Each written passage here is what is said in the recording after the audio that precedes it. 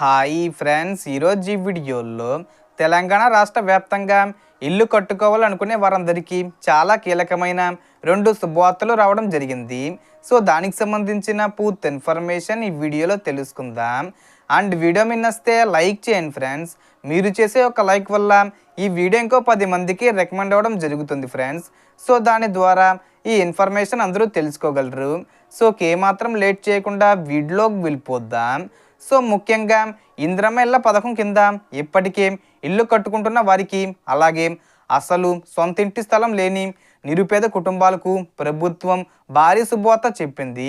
మొదటిగా చూస్తే ఇందిరమ్మ ఇండ్ల లబ్ధిదారుల ఖాతాల్లోకి రాష్ట్ర ప్రభుత్వం తాజాగా 202.93 కోట్ల నిధులను విడుదల చేసింది.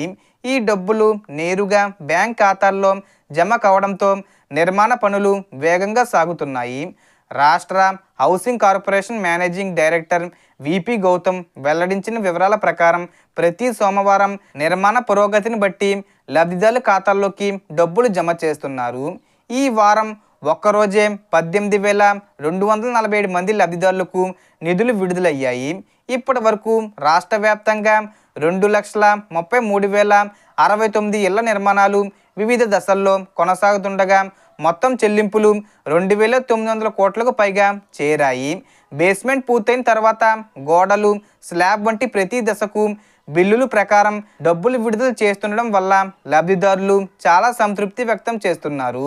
ఇక రెండో ముఖ్యమైన అప్డేట్ ఏంటంటే, సొంత ఇంటి స్థలం ఉన్నవారికి ఇల్లు కట్టుకోవడానికి ఇచ్చే ఆర్థిక సహాయాన్ని ప్రభుత్వం 4 లక్షల నుంచి 5 లక్షల వరకు పెంచింది. ఇది కూడా విడతల వారీగా నేరుగా బ్యాంక్ ఖాతాల్లోకే జమ అవుతుంది. ఇదే సమయంలో అసలు సొంత ఇంటి స్థలం లేని వారికి కూడా దృష్టిలో పెట్టుకొని రాష్ట్ర ప్రభుత్వం మరో కీలక నిర్ణయం తీసుకుంది.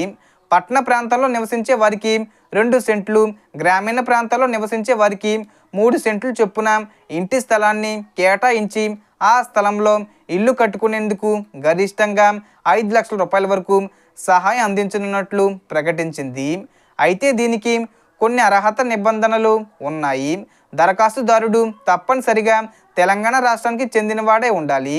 Aadhaar card, ration card link అయ్యి ఈకేవీసీ పూర్తయి ఉండాలి. బ్యాంక్ ఖాతాకు ఎన్పిసిఏ మ్యాపింగ్ ఉండాలి. ప్రభుత్వ ఉద్యోగులు, ఇన్కమ్ ట్యాక్స్ చెల్లించే వారు ఈ పథకానికి అర్హులు కారు.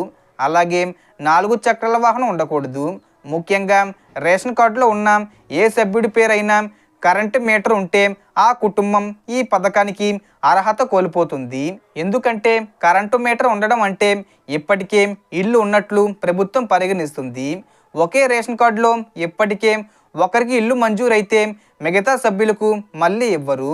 అయితే కొత్తగా పెళ్ళయి వేరే కుటుంబంగా సపరేట్గా రేషన్ కార్డు తీసుకుంటే అర్హత వస్తుంది. ఈ పథకం పూర్తిగా బీపీఎల్ రేషన్ కార్డు ఆధారంగా అమలవుతుంది. ఇప్పటికే తొలి విడత ఇల్లు నిర్మాణాలు ప్రారంభమయ్యాయి. ఇక రెండో విడతలో ఇంటి స్థలం లేని వారికి స్థలం ఇచ్చి ఇల్లు కట్టించేందుకు ప్రభుత్వం నిధులు విడుదల చేయడానికి సిద్ధమవుతుంది. ఈ నెలాఖరులోపు అర్హులైన వారికి ఇంటి స్థలం పట్టాలు పంపిణీ చేసే దిశగా ప్రభుత్వం క్యాబినెట్ సమావేశం అనంతరం తుది నిర్ణయం తీసుకోనుంది. కాబట్టి ఫ్రెండ్స్, మీ ration card, Aadhaar linking, bank account, NPCI mapping వంటి వాటిని ముందుగానే సరి చూసుకుని సిద్ధంగా ఉండండి. సో ఈ వీడియోలో ఇన్ఫర్మేషన్ ది ఫ్రెండ్స్. మీకు ఈ వీడియో నచ్చితే లైక్ చేయండి, షేర్ చేయండి అండ్ సబ్స్క్రైబ్ చేసుకోండి. Thanks for watching.